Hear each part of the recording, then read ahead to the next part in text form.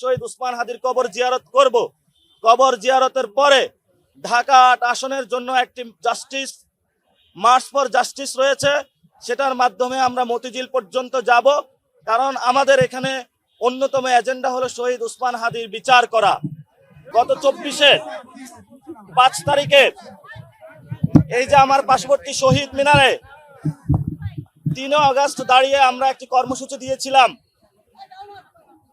ফ্যাসিবাদী ব্যবস্থার বিলোপ এবং নতুন রাজনৈতিক বন্দোবস্ত। এবং সেই ঘোষণাটি যিনি দিয়েছিলেন জনাব নাহিদ ইসলাম, এনসিপির আহ্বায়ক, উনি আপনাদের সামনে উপস্থিত আছেন। এর পরবর্তীতে শেখ হাসিনা বাংলাদেশ থেকে পালিয়ে গিয়েছিল গণ অভ্যুত্থানের মাধ্যমে, এবং এই গণ অভ্যুত্থানে আমাদের যে এক দফা দাবি ছিল ফ্যাসিবাদী ব্যবস্থার বিলোপ এবং নতুন রাজনৈতিক বন্দোবস্ত, এটা অধরা রয়ে গিয়েছে। এবং পরবর্তীতে যখন একটি সরকার গঠন হয়েছিল, আমরা 3টা এজেন্ডা নিয়ে এই সরকারের কাজ শুরু করেছিল।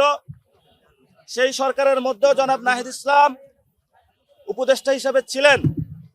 একটি হলো সংস্কার, আরেকটি হলো বিচার, আরেকটি হলো একটি সুষ্ঠু নির্বাচন।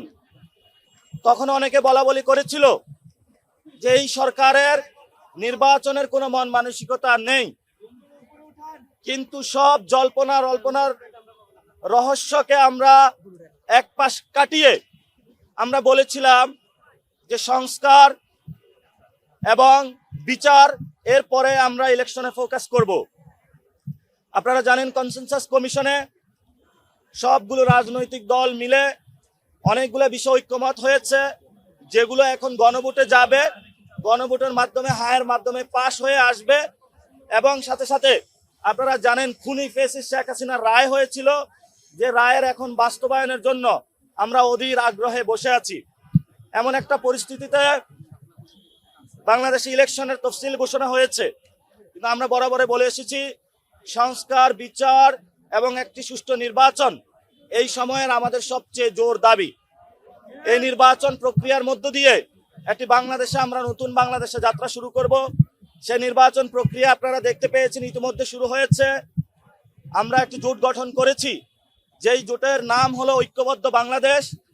এই জোটের মধ্যে জামায়াত ইসলামী, এনসিপি, খেলাফত মজলিস থেকে আরো অন্যান্য দলগুলো রয়েছে, 10টি দল রয়েছে।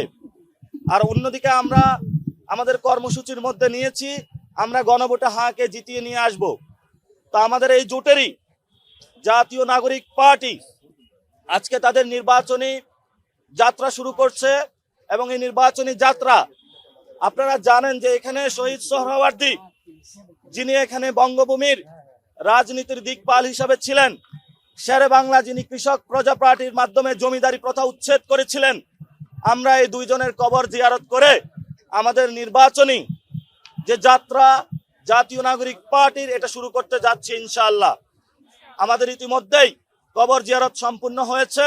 আমরা এরপরে শহীদ উসমান হাদির কবর জিয়ারত করব। কবর জিয়ারতের পরে ঢাকা ৮ আসনের জন্য একটি জাস্টিস মার্চ ফর জাস্টিস রয়েছে, সেটার মাধ্যমে আমরা মতিঝিল পর্যন্ত যাব। কারণ আমাদের এখানে অন্যতম এজেন্ডা হলো শহীদ উসমান হাদির বিচার করা।